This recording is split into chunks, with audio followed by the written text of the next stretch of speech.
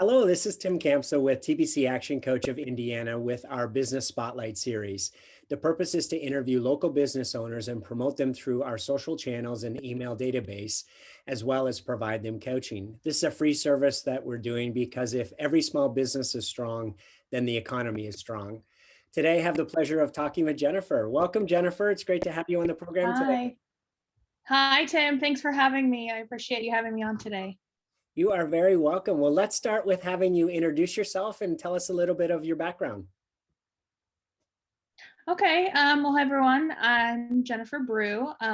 Most people call me Jen or J Brugh. It just depends. A lot of people have fun with the Brugh last name. But I'm a freelance social media manager. And I've been doing this for about 5 or 6 years now. And I've just been helping small businesses here in Indy really kind of elevate them and their social presences, which was really key last year during COVID. And so I've just been doing that. Yeah, that's what I've been doing. Fantastic. So tell us a little bit more about your company. If I was to say, give us your 60-second commercial, what would that look like, sound like? Okay. So I really kind of go by this title name, social media schemer. I really enjoy helping businesses kind of either educate themselves. When I say businesses, I mean leaders or owners, whether that's just they want to learn more about the social media marketing side of their business, or they want to learn how to leverage that as within their whole marketing scheme and strategy. So I work with them and I help them discover which channels work for them, which channels don't. We take a deep dive into the analytics of everything that they've got going currently.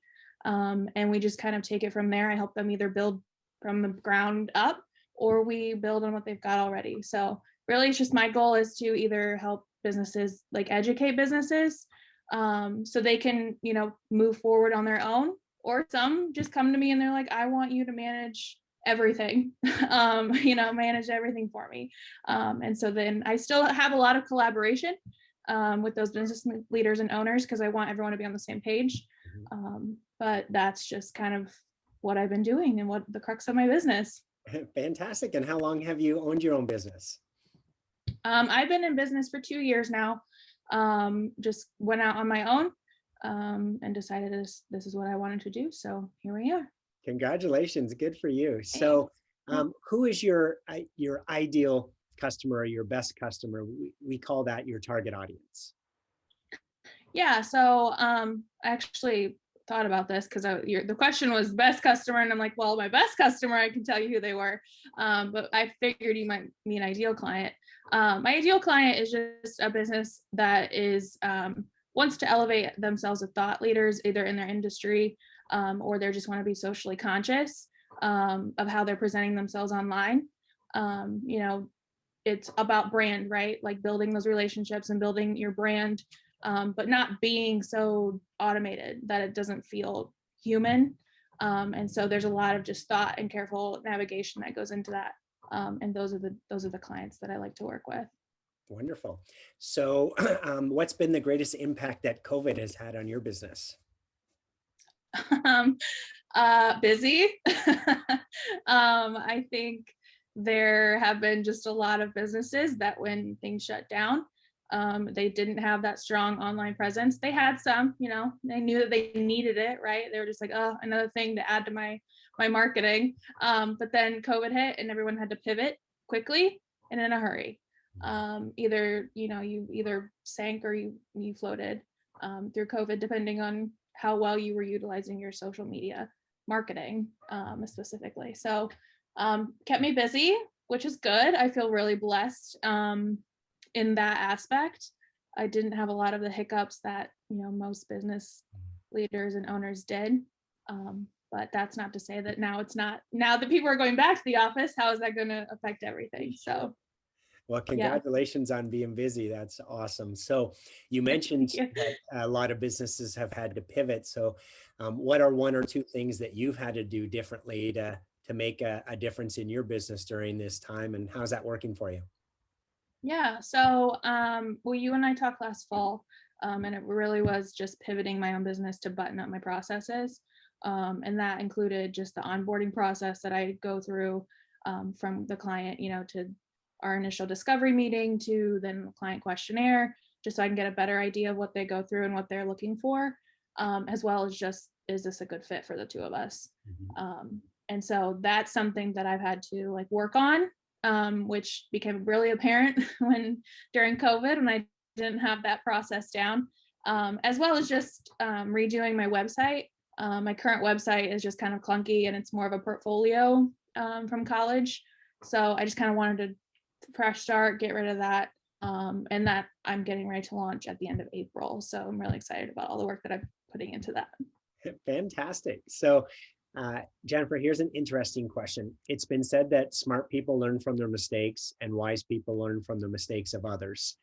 So what mistakes have you made along the way that you'd be willing to share with us to help other entrepreneurs learn from your experience?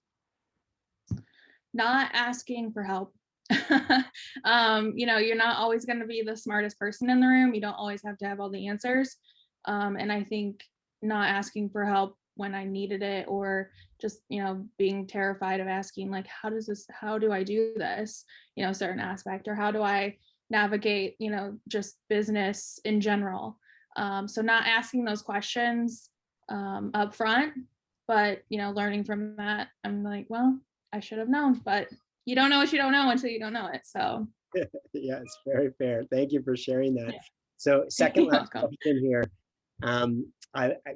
We have your contact information. I'll be sure to include that in this interview, but is there anything else that you'd like to make sure that folks know, or do you have any offers that you're running, or what's the best way for people to find out if you're the right fit for them?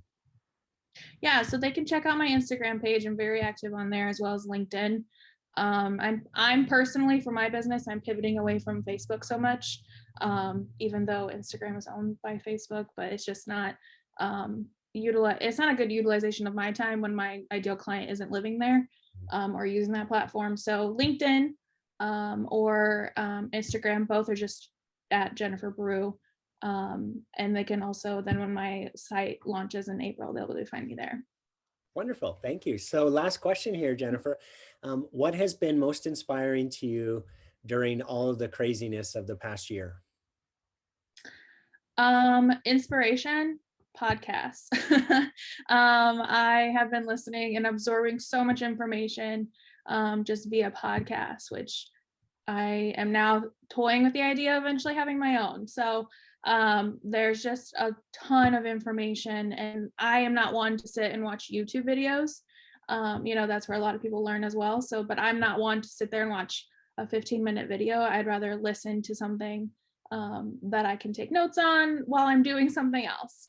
And so that has been a huge inspiration. Even when I just listen to a 30-minute podcast, I leave feeling like I have all these new ideas and these new like content concepts and everything. So that's been most of my inspiration. So fantastic. Well, thanks for sharing that. That does conclude our interview. For folks listening, if you've heard something that is inspiring to you, something that you're reflecting on and say, hey, you know what, I really could use some extra help, please reach out to Jennifer. Take advantage of the opportunity to learn more about her and her approach, and how she can take some things off of your plate to free you up to be able to focus on other parts of your business. Jennifer, it's been a pleasure learning about you and your business, and I wish you tremendous success. Thank you, Tim. Thanks for having me. You're very welcome. Have a great day. Thanks. You too. All right. Bye now.